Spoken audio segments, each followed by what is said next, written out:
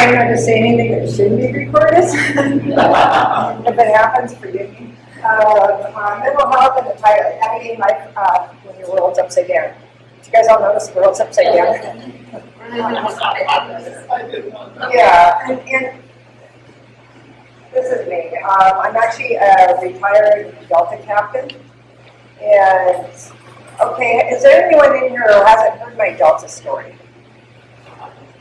Oh, a couple people. All right, so I worked for 8 different airlines, and I was at Northwest 47 instructor and flew at Northwest, did both, and we worked with Delta. And let's just say I saw some behaviors over there that didn't make sense, because we're one of the largest airlines in the world, and quite honestly, pretty elite. Okay? And I'm thinking, this doesn't seem right. Yeah, I'm thinking, things don't seem right. So when I did it, I went back to school to get my Ph.D., and I got into Embry Riddle, and I learned about something called safety management systems. Had never heard of it. Delta had a program, but I didn't know about it because pilots were trained there. Supposed to be trained. And so I put together a 45-page safety report. Presented to senior leadership, VP of Flight Ops and the VP. I was warned, don't do it, they're going to get you. And I'm thinking, how are they going to get you in today's world? This is just an internal report talking about safety. And so I did it. And 1 month later, I was pulled for mental health. I was likened to being likely. Jimmy Wings height. Delta proceeded to pay a doctor $74,000 to make me likely. Okay? And this turned into a 7-year ordeal. I was grounded for 2 years, but I never lost my medical, even though I was bipolar. But technically I was only bipolar for 6 weeks. Or 37 years, it depends on your perspective. And we went to trial. We had a 9-day trial. Now, ironically, if you read this book, and you see one of the air crashes that are at the end of the airport, which I started writing this 14 years ago, is where the FAA building sits today. Where I had a 9-day trial sitting in that building for mental health.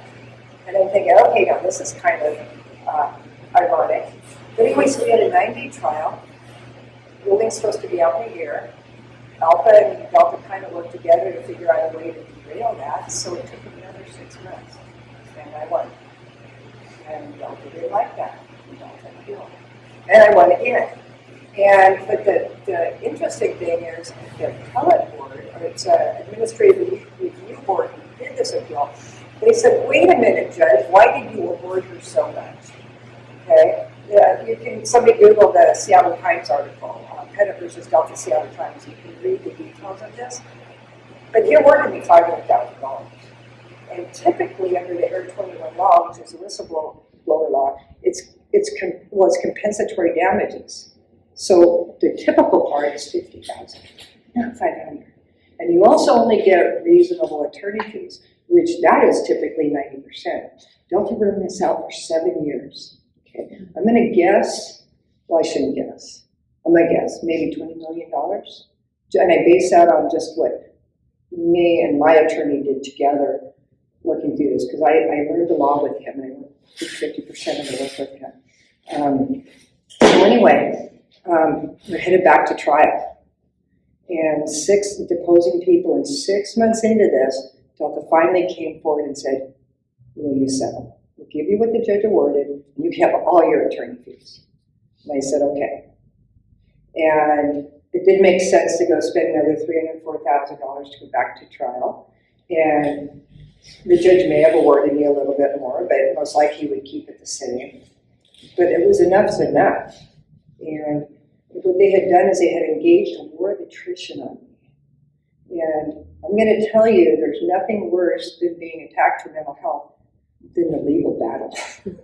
That's what they don't award you for the legal battle. The pain and suffering is going through the process of trying to save yourself. So I settled. And then my health dumped. And I will get back to that when we proceed on. So here's something I was going to show you guys. I was going to have you all draw this little picture, okay? And I'll tell you why, because I was going to make you draw it at the end of the day. if you ever know anyone who has to go get a mental health evaluation, which a lot of pilots do if they get on a special issuance, will have to go to these cognitive testing. I went in there and they gave me this and said, draw it. Oh, sure. I looked at the picture and I drew it up. And then they put me through 8 hours of test. And I was brain dead at the end of this. And they said, oh, by the way, before you leave, remember that picture this morning? Draw it again. I was going to have you guys do this morning and see who could draw it within 1 hour of sitting there listening. And this is how they're testing the mental health of pilots. Okay, this is just one of the silly tests. Anyway, so for pilots, we all know we need a first, and I want to apologize for some of these slides because I had to make a syllabus so we could get FAA certification, and so I wanted to follow the syllabus. So I apologize if I'm dumbing some of these down for some of you, but we all know first, second, and third class. First and second are pretty much the same. I mean, your eyesight, 20/20, 20/40. One thing that I didn't know, it's okay to have really low blood pressure. You just can't have high blood pressure. And there's no requirement for a pulse. Okay? So just to put that in perspective. And then here's the next question. All of you pilots, have you ever had your hearing tested in your medical? If you have, raise your hand. Oh, a couple people. Just the whisper test or whatever, not with the earphones. Yeah, I had a doctor give me the whisper. He used to say 2 and then turn the other way and say 5. Okay, so we did a little whisper test. Never once have I had my medical in the last 10 years. Apparently, if you go look at the FAA website, you can find all the requirements and the summary standards. We're supposed to be getting an audible test to make sure that we have 73% hearing and a decibel of like 63. I've never been tested, but it's in there. So, and here's the thing. So, what can we fly with, and how are they going to test us? And I'll tell you, the good thing about automation now is you can find everything on the internet. If you want to know what your doctor's going to do or how they're going to test you or if you can do it or not, here, medical standards. There's not one doctor that has a book anymore. They go here because they change it. It's a bad thing about the internet is because now I've noticed things get changed and taken and modified. And go, when did that change? Okay, and there's no record of it anymore. So here's what we're all here to worry about, disqualification. Now, I just pulled this off the FAA website. Does anyone know what angina pectoris is? Because you can't have it. Chest pains, right? Okay, what about the myocardial infarction? Okay, they'll tell everyone what that is. The heart attack, okay? It's the right side that we're worried about. And here's what's on the right side. We've got bipolar disorder, substance abuse, dependence, blackout for no reason, psychosis, and a personality disorder, okay? I'm going to tell you from my experience that the most important thing you can do is get an AME that you can trust, that's going to work with you, and has the confidence to stand by you if he believes you're fit. Because when I went through this whole ordeal, I never lost my medical, okay? And I will explain how I did that later. But finally, after I was diagnosed as bipolar, and they went to Mayo Clinic, they said, you're not, and wrote him a letter, and I went in and got my medical. He said, but I'm sorry, I can't give you the piece of paper. But why not? And he showed me an email. Somebody at the FAA wrote to him and said, don't get back in the corner. This is a time bomb between Dr. Altman, the doctor who did it, and the Mayo Clinic, and referred to Delta as the baddies. Not you, Delta. And told him to don't support me anymore. So he was afraid. And this AME gig is a pretty good gig for these doctors, okay? They have built-in clientele, and they don't have to do a whole lot for it. But he felt really bad. And he reached out to Dr. Wyrick. Does anyone know Dr. Wyrick here? He used to be our regional flight surgeon in the Western Division. And he gave me my medical. And he actually gave me my medical sight and see. And he's a retired general.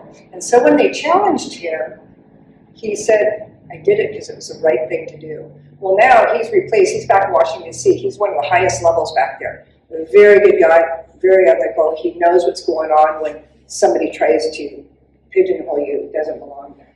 Okay, so see that personality disorder? That's what it used to say. Then they changed it to severe personality disorder, which I don't know, maybe a year ago, and now it says a personality disorder that is severe enough to have you repeatedly manifest itself by overt acts. Okay, so this personality disorder keeps getting changed. But I'll tell you, a lot of pilots have lost their careers because of personality disorder. Same thing that happened to me, but they didn't get bipolar, they just had a personality disorder. And because then the airline can legally, per the contract, get rid of you. But then they can go fly elsewhere if they want, because I don't know how they can do it. They think they should diagnose it, but... Don't they have to, though, have a record over acts? Oh, and they have to have a what? A record over acts at this point. Yeah, I don't know if anything's been, because that's brand new. I just saw that when I was putting this presentation together. I've never seen it. Seems like they would have to have examples of very specific overt acts to You make that mistake. would think, but they tried to make bipolar stick on me, okay? And so that's the concern with this, because the personality disorder, I have to tell you when this happened, there's a whole group at other airlines that this has happened to. I'm not the only one. And so somebody said, you need to call Dr. So-and-so, he's down in Florida, and he'll help you, connect you to the right doctor to get evaluated. And I called him, and I told him I was bipolar, and he started laughing.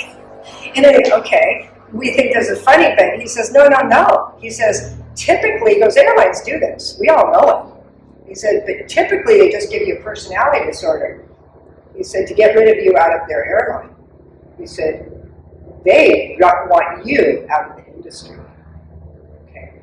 Yeah, and I go, oh, okay. So he thinks it's funny that, because this was the first time he had seen the bipolar disorder for one of these overt acts. So, I'm just going to go through a couple of these. This is a really weird one.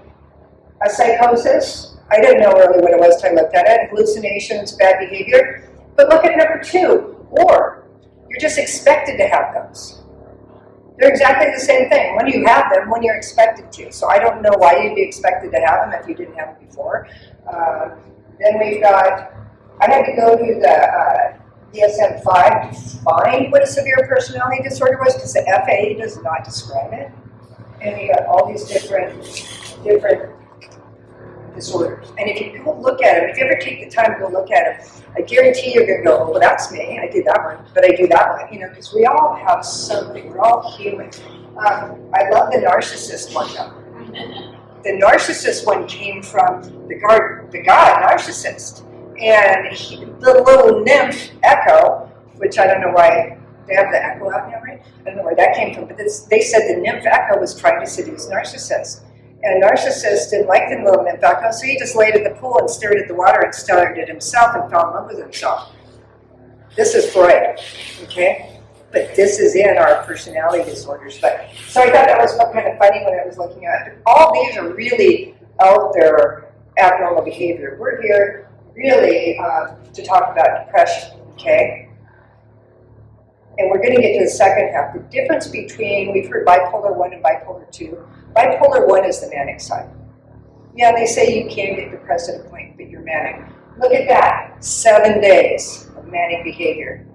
I'd like to take the award for having 30 years, okay? Because he went back 30 years ago to my behavior, which has not changed. So I've had my manic episode for the longest time in history. But they say you can be depressed. Now, bipolar 2, this is depression. And this is where pilots need to be careful. Because if you noticed, depression's not on the FAA list, is it? Bipolar is, bipolar 2. So if you go into a doctor, they could just assume.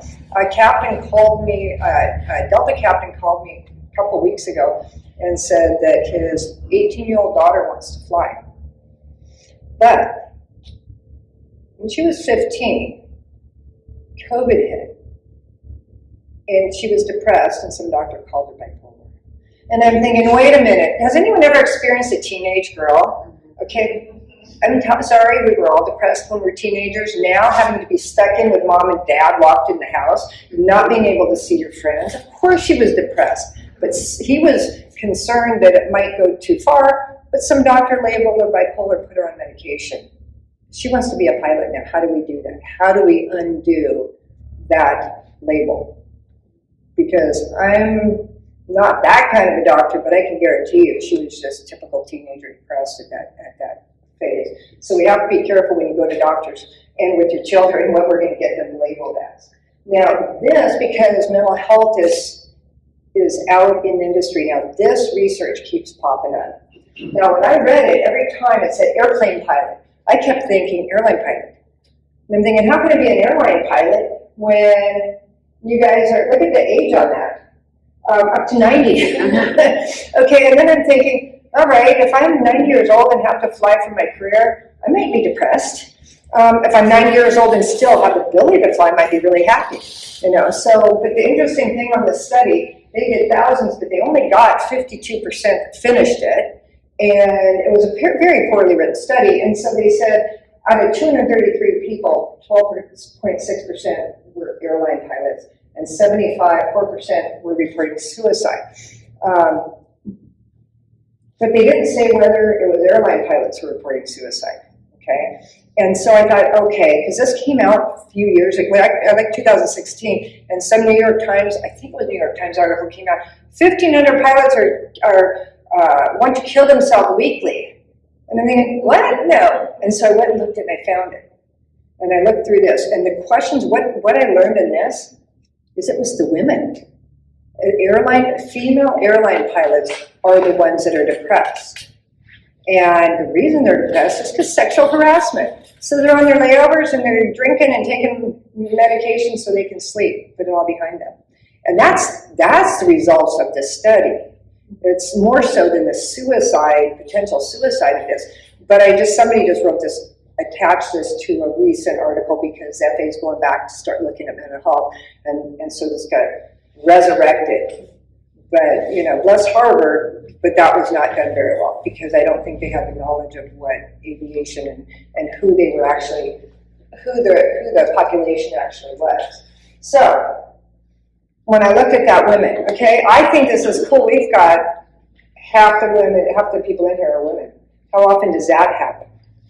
Very rarely. Now, would everyone agree that this is the difference between men and women? Men have an on-off switch, and women were really kind of complex. And we got a lot of knobs and dials and stuff. And so I started thinking, because it's my mental health problem, I think, too much. But I thought, you know, now we're going to AI and automation, and what's going on in our heads? This is really what's going on. What is driving mental health? And we can joke about this. But then I thought, what does my brain look like if I'm overloaded, frustrated, maybe haven't got enough sleep? What would the inside of my head look like? Here it is, it's 727 panel, okay? And then I have some days that I have a good night's sleep and I get up and I drink my bottle of green water with Zip Fizz in it, I'm working out and everything's going great. And that's my brain, okay? Anyone know what that panel is? 8350. It's cool, it's sleep. And, you know, for all the pilots in here and for mechanics, do we have any mechanics in here? Yay. Okay, so the pilots and mechanics, you know what? When something breaks, we fix it. That's our personality, that's our job, right? We fix it, but for some reason, we can't identify and fix ourselves. And it's difficult because when we feel frustration or angst or something, it's always some external thing. And it's really difficult to self-identify. Now, this book that I gave everyone, it was published in 2012, but I wrote it in 2009 because I was watching what was going on in our industry. We have mergers, acquisitions, contract issues with the unions. They had just changed to 50, I think when I started they were thinking about it, but in that time they had just changed to 1,500 hours. And all these kids who wanted to be pilots are going, how do I do that? I'll never get it. You know, it's like their dreams are crushed because they can't envision how to get their 1,500 hours of flight time. And all this is going on while we're being overworked. And I'm going to tell you, fatigue is the nature of the business. There is no way you can depart at 11 p.m. at night and not be fatigued. And maybe when you get into the cycle and the pattern, you can sleep in your hotel room until housekeeping's pounding on the door. But it's going to happen. And when we're fatigued, we don't deal with anything well. Nobody does. Performance, emotions, anything, they're all activated. And so what happens in 2015? Germanwings. Okay. Now, when Delta did what they did to me, now we have to put this in perspective. I never had a training failure, multiple type ratings, and I was working on a Ph.D. in aviation safety. And they said they had to do it because I was like Germanwings pilot. Now, I've been studying because I was going to go take the LSAT, and there's actually a whole book on logic. Like, this doesn't fit the logic realm. Okay. Sadly, this pilot was in and out of hospitals. He was plagued by multiple training failures. He had problem after problem. He was in the psych ward, out of the psych ward. He really did have a problem. Not until a doctor finally said, "You shouldn't be flying. Go report yourself." Gave him a note to report yourself. That he knew this was in his mind, life is over, so I'm going to prove, anyone did this. Okay. But mental health has been going on. I'm thinking about this 14 years ago. And today we're starting a new focus group, which who knows how long it'll take to get it, but at least that we're doing something now. Automation, and so that was 14 years ago, but what's the difference today? Same contract, work rules, that's going on, but now we have automation, technology, what I like to call relevance. With the highly automated airplanes, we're now, my 350, we're flying 14 hours to Sydney, okay? And you're flying on the backside of the clock, changing time zones. So these airplanes that can go these great lengths are actually harming the pilots flying them, okay? There's no way around it, and even if you're just flying over to Europe, and you land in the morning, you've been flying all night, if you think that you're so dead tired, you go to sleep all day, you're awake all night to go depart, okay? So unless customs decides that we're going to be more flexible, it actually would be better to have a 16-hour layover than a 24-hour layover in an international flight, because you can get to bed, you can wake up, eat, and go back to work. So for sleep, but this automation, what it's doing to the pilot, okay? Pilots pride themselves on being good, right?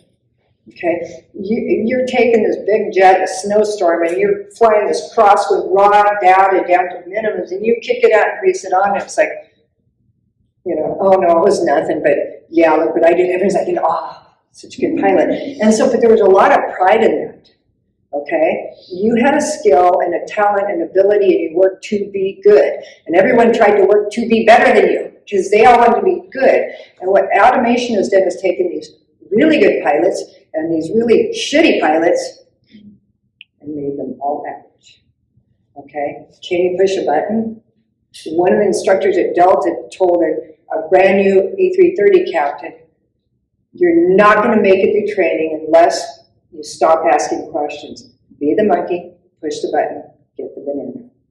Okay, this is where our training is going because of automation. You actually need to know more, not less, with highly automated aircraft. And when I was going to Embry Riddle, I was trying to explain this concept to these professors, and they're thinking, well, no, why do you need to know more? Manual flight's much easier. No, you disengage autopilot and you manual fly. Now you're not only flying, but you still have to take in all the data and know what this airplane's doing. And so this was my research that turned into that normalization of defense book. Automation's a challenge. It's a good thing, but now it's turned this job into a paycheck, fatigue, and you're just going to work, it's no longer flying. And so I think that's changed. And then of course we had COVID and everyone's locked in the rooms and, the crews decompressed, having a beer together, socializing, and that kind of stopped for a couple of years. So there's a lot of things going on with this right now. But with all these mental health, this is the biggie, depression. Could any of you ever put yourself into that picture? Have you ever had that moment? I did, when Dave said, hey, Karlene, do you want to go talk? And I said, I'd love to. And then Aaron said, but you have to make a presentation. I thought, oh my God, what did I get myself into? It's a moment, okay? And we have our moments like that, right? And the real key is, do your moments Are they moments, or are they impacting your life? Are they sustained? Are you in this for a long time? And is it impacting your life? And that really, really is the key. Everyone knows who this is, right? He's been in the news. This is not the picture you saw. This is Joe Emerson. I mean, look at that smile on his face. He's loving life. He's living the dream, loving life. How did he go from this to this? How did he have this mental breakdown? Okay. Here's Brian Whitkey, Delta pilot. Brian actually took a loan out and to go get his master's because he thought all he ever wanted to do was fly for Delta. And so he went out and got his master's because it would, bolster his resume. And then he got there and it wasn't what he expected. And his life at home started crumbling. And it's never any one thing. But he killed himself a year ago, June. And when I spoke to his mom and I are good friends, and she said they knew he was having problems. They tried to talk him into going and get help, and he's like, no, I can deal with it. He was afraid to go to Delta and get the help he needed. Now, everyone's sitting here, and everyone's probably had the thought, but you mean losing your job over losing your life? How could there be a comparison? Okay, it doesn't make sense to us, but when you're not in that mindset, it does make sense. And the fact that maybe if he went in and got pulled, just the humiliation of this could have been enough to do it. At the time when they put me through my mental health, Delta and Alpha treated mental health like you're an alcoholic. You got 2 years half-pay disability, and then you're on the street. And unlike an alcoholic who can go out and hopefully get help and go through the program, sometimes there's not help for this, and so you're kind of stuck. I went through, when I found this, I didn't even think to even look at it, but then when I found this, I went ahead and wrote a resolution for Alpha to get this thing changed. And it went through all the channels, and I spoke in Seattle, and I spoke in LA, and we got it fixed. And there it sat on a piece of paper, because Delta was not agreeing to contract. We went into years of extended contract negotiations, and instead of just sticking it in, they thought, oh, we'll just wait till we get a new contract. He killed himself in June of 2022, and this rule changed in the contract that now you get 10 years or retirement, 50% pay. Okay, I think that in itself will help people to realize I'm not going to be financially destitute. I can support my family. Brian, how am I going to support my family if I can't work? My life insurance will do its job. Okay, and that's the sad reality. So Annie Vargas is actually out trying to create change and is openly trying to work for this because pilots need help. And here's the thing, breaking point. How do you know what yours is? And do we know what it is? And will we understand when we see it? Okay, so we think Emerson's breaking point was on the airplane when he tried to take the aircraft over.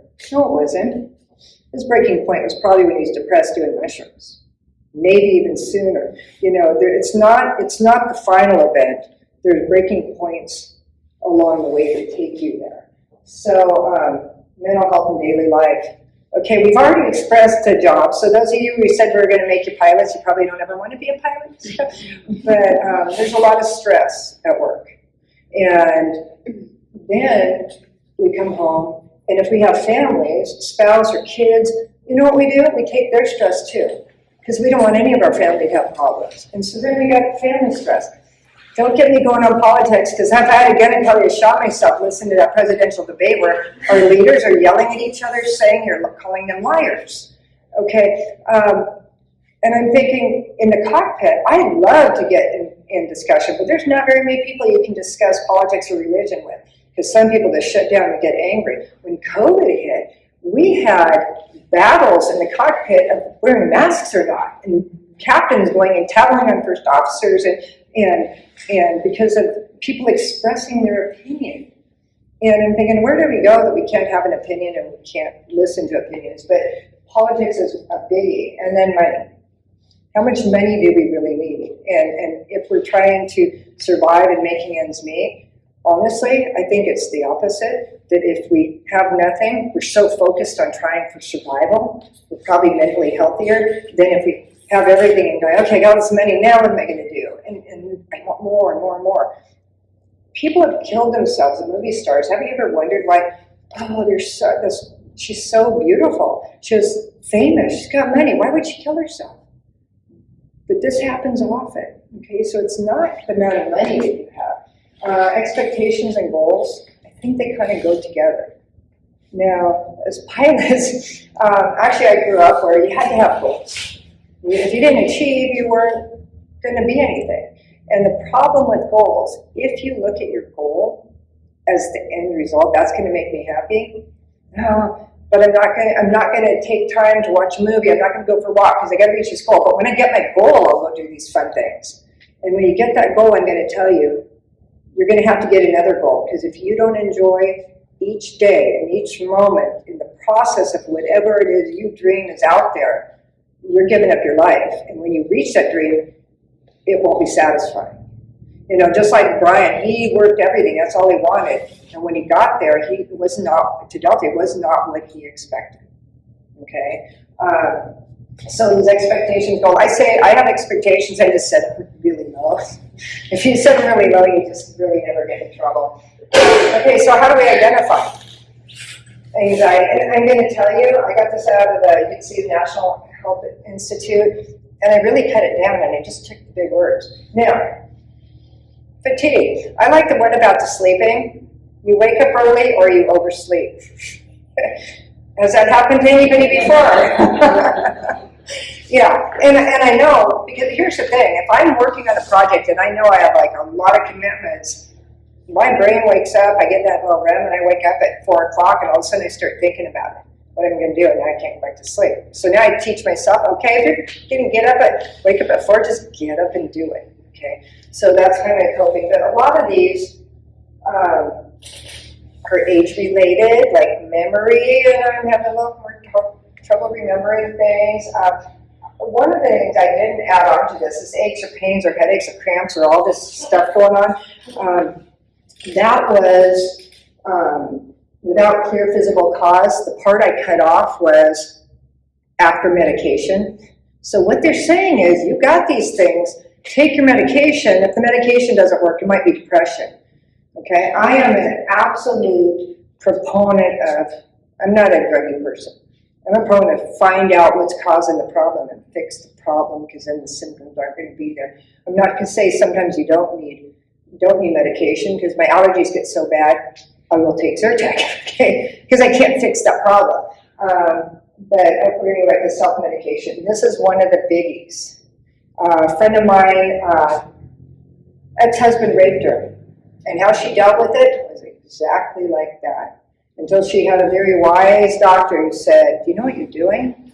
You're just medicating yourself a different way. You know, maybe you should be on antidepressants to try and work through this period of time. Okay. And now, see those medicine? That's the kind I do. That's my drug of choice, honestly. I feel sad, I eat candy. I feel happy, I might eat candy. I'm really busy, I can't eat regular food, I might eat candy. That's like, but now you can take these drugs, okay? So you can take an anxiety medication and be a pilot. You just have to get a special issuance. Years ago, you couldn't.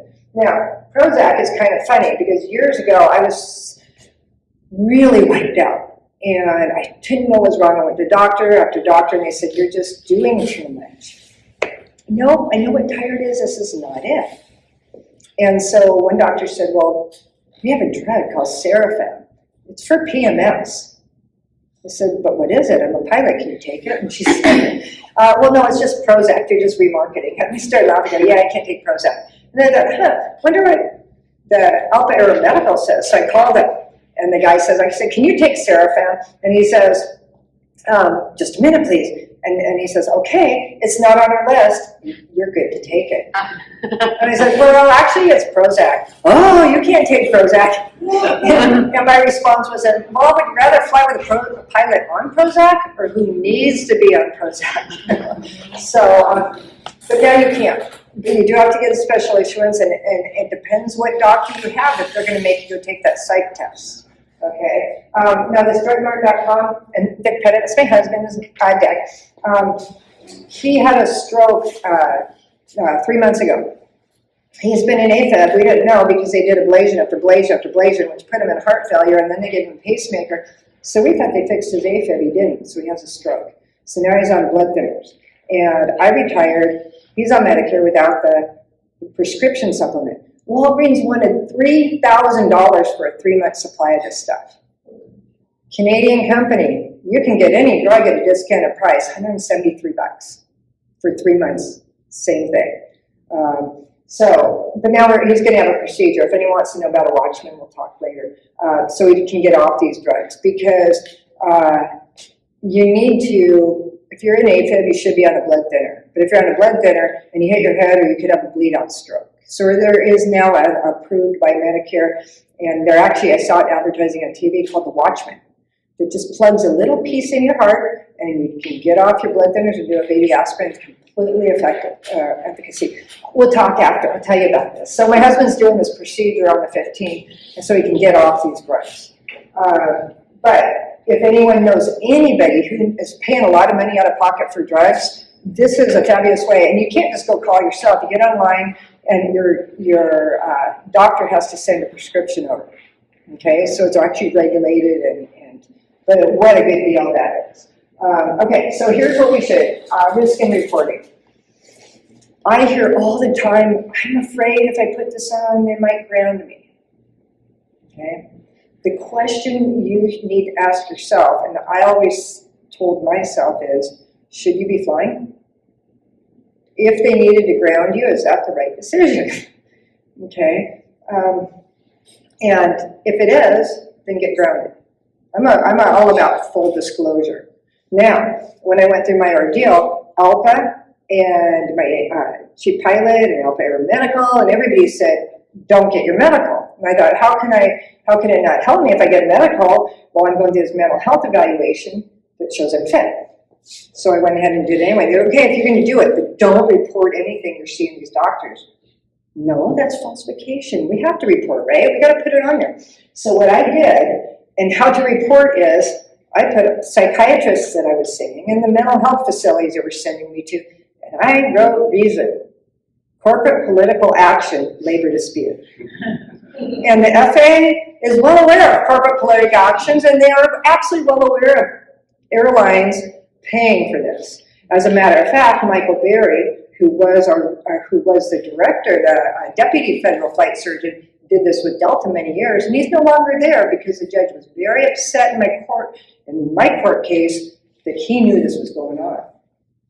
Okay, and he knew that airlines aren't, like in my case, they diagnosed me as bipolar, and the judge was livid. How can you possibly not tell the FAA? Oh no, we can't. We're just taking for granted that the pilot's gonna take responsibility. And then not until I wasn't bipolar, when I wasn't bipolar, they called Michael Berry, and then he came down on the wire and said, why'd you give it to her? Okay, and the judge go, wait a minute. So when she had a problem, you hide it, and when she didn't have a problem, you tell them. You know, he says, are you seeing my logic here? So, yeah, and they said, well, Your Honor, Michael, they didn't say his name, but they said the deputy federal flight surgeon worked for Delta and knows that this is going on, and he knows the contract. And then after my ruling came out, he retired. So we can only speculate on that, but I think it had something to do with it. Now, integrative medicine. This is so cool. I'm going to tell you about it later, but these doctors are holistic, mind, body, your environment, everything that we put up there that's our life stress goes into, this is their field. So if you don't feel comfortable going to a counselor, or you're fearful that somebody might misdiagnose you, you go to this guy because they're there to help you diagnose your life. What are you eating? Where are you living? What's your work environment? And guess what? They're MDs. So you know what you put on your form? Dr. Rossellini, MD. Reason? Total body health. Okay? Because it is our health. Or overall health. You don't have to say, I'm going for counseling. It's like, no, you're going to get your, excuse my language, I'm not going to say we're being recorded. You're going to get your shit together, okay? So, solutions. and I'm going to have a list of them, but journaling is supposedly for Ph.D, it's one of the best things you can do. I was reading books through my 7 years of trauma.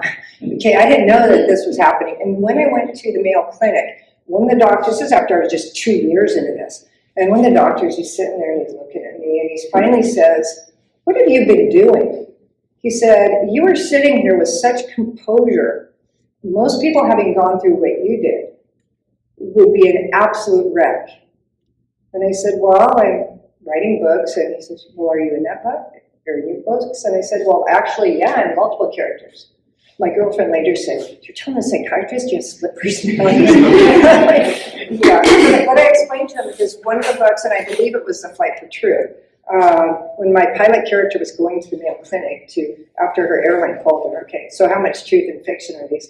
But she's going through this process, they're having a glass of wine, and her friend who's a counselor says, she's really worried, my career could be over. I go back here, I'm done. Okay. And so her friend said to her, "You know what? They might very well get away with this. But your life's not over. It's just going to be different." So I'm telling this to the doctor, and he gets this big grin. He says, "You just keep writing." Okay. But I had to tell myself that. I literally had to say through this whole thing, albeit wrong or right, they might get away with this. But if they do, my life's not over. I just have to go down a different plan. Okay, and so journaling helped. And I later learned that, because everyone's professing that, journal if you have PTSD. I read it that if you journal, do it third person. That's way better. And I thought, okay, that's exactly what I did. I noveled third person. Shift emotions. Okay, if you ever wake up and you're just having a bad day and everyone's irritating the hell out of you, get up and turn on some music. You cannot be in a grumpy mood if you have fun music on. I'm just sorry. Christmas is a good time to put your Christmas music on. And then increase dopamine. Everyone here know what dopamine is? It's that little hormone that makes us happy. And exercise does this. Can you be an exercise junkie? Because it makes you feel good. And you get up, but you know what, it's a natural way to do it. And what I learned through my health issues is if your body naturally secretes a hormone, okay, and you give it something artificial, it will shut it down. Okay, it'll stop producing it on its own. So you don't want to do that, but I'm going to tell you, exercise is a wonderful way. Controlling the monkey brain. My sister calls it worms. She says, she goes, somebody has worms in their brain today. It's like ruminating over and over and over and over and thinking. How do you do that? Distraction and focus. Is the focus distracting you from what's in your head? I'm going to show you a book and an author who, that's what he did to get over severe mental health, not drugs. He just read, kept reading. That's his element of distraction. So, how did I survive 7 years of basic hell with this and fine? Well, I was writing books. Every morning I would get up, I'd listen to my music. On the exercise, on the elliptical, and I went through 3 different type ratings. I got my A350, my 777, actually then went back and checked out on the 330 again. So talk about major focus, talk about distraction. Another thing that I did is I didn't just hire an attorney and said, do it, save me, okay? I hired an attorney who taught me the law and allowed me to participate, because now I'm in a different mindset of being a victim to controlling the outcome and saying, and I knew more of aviation than he did, and he knew the law. So everything that I did, was it just a journaling? Was a combination of everything, but I survived. And I also have the psychology of problem solving. Is there anyone in here who's ever found a problem they can't do? I recently found out connections. Do you guys know what New York Times connections are? It's really fun. It's a game, but you only get 4 tries.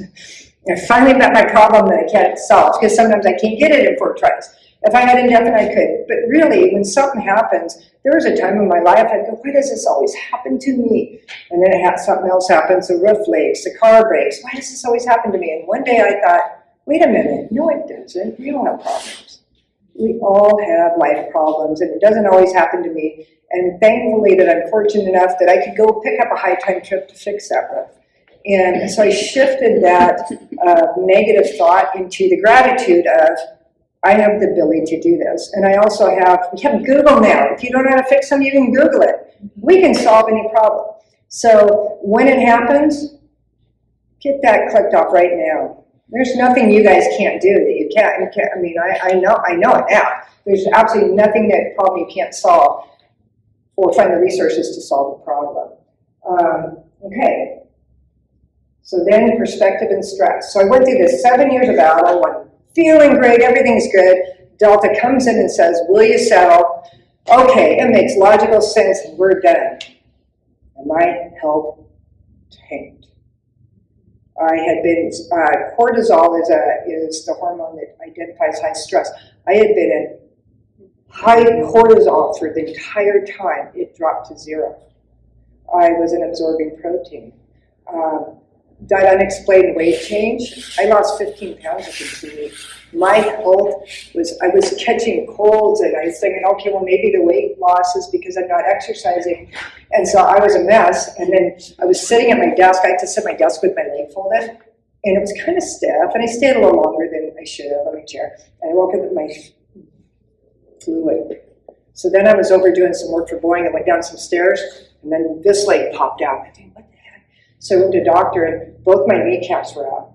And I didn't have the quad strength, which when I say exercise, I'm talking an hour and a half every single day. But I hadn't done this for about a month because I was just tanked.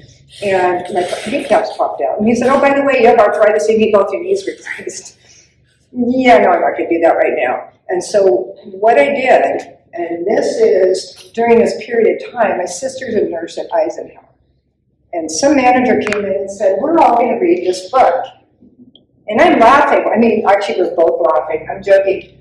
The groundbreaking science of kindness. And I'm thinking, okay, Chris, if you're going to have to read it, I'll read it with you. So I went on Amazon and bought it. And all of a sudden I'm thinking, well, wait a minute.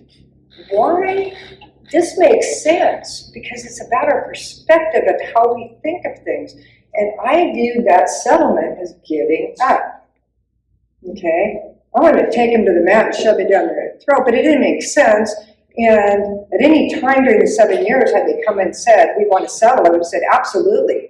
I just, solve the problem and cover my expenses. I didn't want anything from this. But now we did, and I'm in my mind thinking, I gave up. And then I'm working with people. The CEO was involved. The senior VP of Flight Ops is now the CEO of an Endeavor. The woman who made the false claim was promoted to HR manager. And I'm thinking, how can I work in this environment looking over my shoulder? If they went to that length to do this, what's next? So without really sitting down and logically thinking about all this, was going on in my mind. This is what I was living. And so I read that book.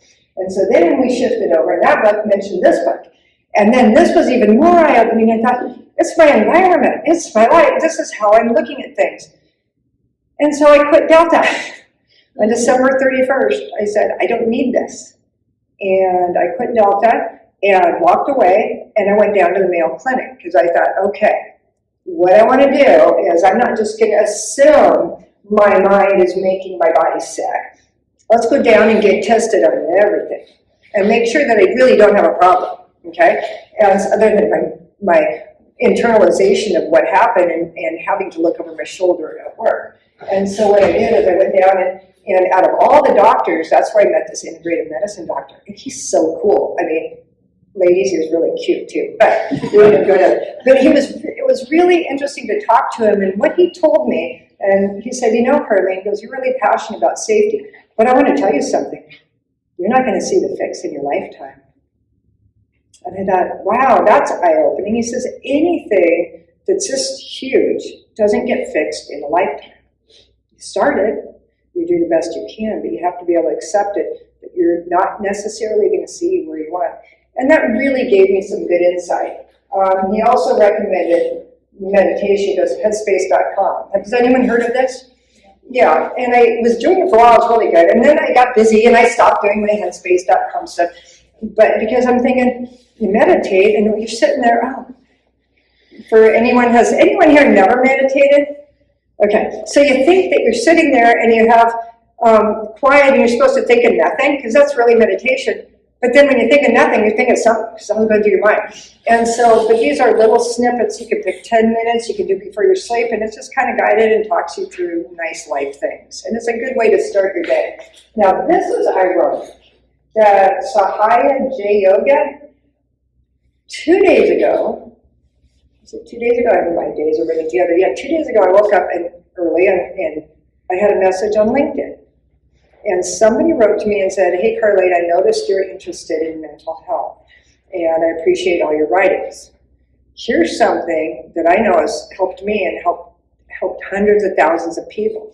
So I thought, it's 4 o'clock in the morning, why not? So I went and put this up there, and I clicked on the free 10 minutes. It's only 10 minutes, right?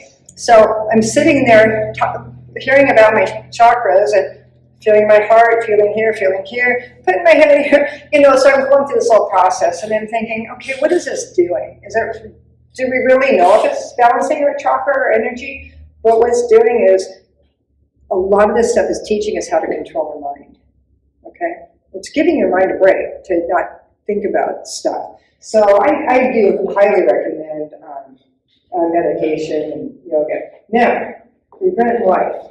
I don't know if anyone in their life that might be contemplating suicide or might be just really not having a good time with life and thinking, what's the point kind of thing. But this Midnight Library, my sister just mailed, she said, oh, this is a really good book, you should read it. And I opened it and it said, 18 hours until I die. Oh, wow. And I read a little bit more, 9 hours until I die. I mean, how intriguing from an author. That's a good catch, right? Okay, why are you going to die? How do you know you're going to die? And so this person in this book has everything is going wrong in their life, and they take sleeping pills and end up in the Midnight Library. And in this library is your book of regrets, and you can go through and pick any regret, and you can pick a book off the shelf and go live that life. And so it's kind of a fun way to put life in perspective, that we think, oh, well, if I would have done this, things would have been different. If I would have done that, things would have been different. It was really a fun book, but what fascinated me was, who is this author? I think this author either tried to kill himself or was suicidal. So I went and looked him up, and then I found his other book.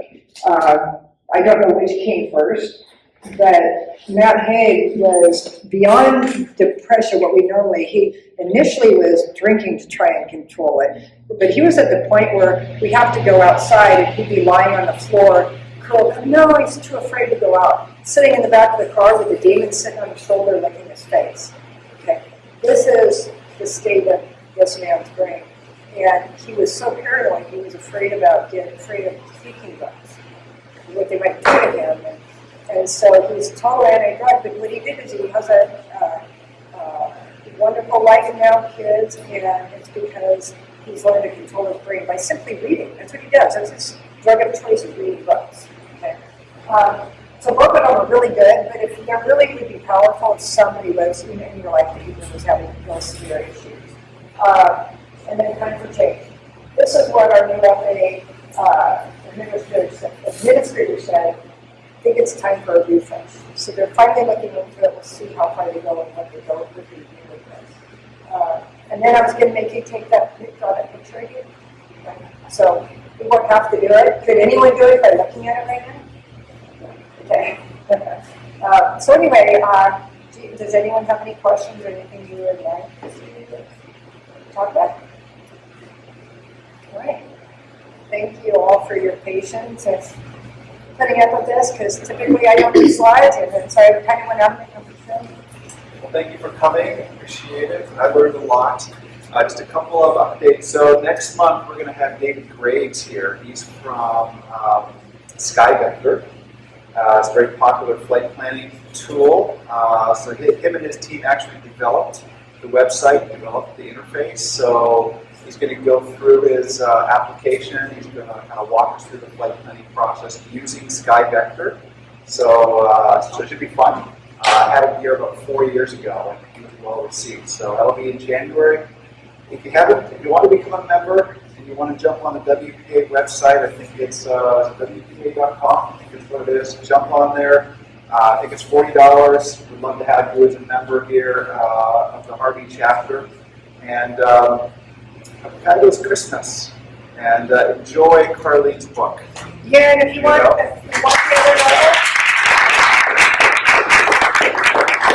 If you want to buy some more of her books, buy any of her books, please take a look at the they table. make really good Christmas gifts and everyone. And Hi, I just wanted to say thank you for everything, really, for your fortitude and going through the process with Delta and all that involved, and for giving back so much. I was honored to speak at the NTSB Summit last week, and if anybody gets a chance to watch it, it's very exciting because it is being talked about, and I do see change coming forward, and so it's very exciting. Cool. All right, thanks everyone. And again, thank you, Karlene. You're going to be hanging around for a while? anyway, Perfect. All right. so we can sell all these books and everything. All right, thanks.